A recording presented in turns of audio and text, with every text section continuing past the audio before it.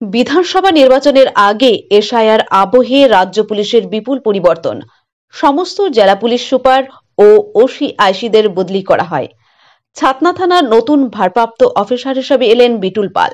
নবনিযুক্ত অফিসারকে স্বাগত জানাতে আজ ছাতনা ব্লকের তৃণমূল কংগ্রেসের কর্মী সমর্থকরা উপস্থিত হলেন।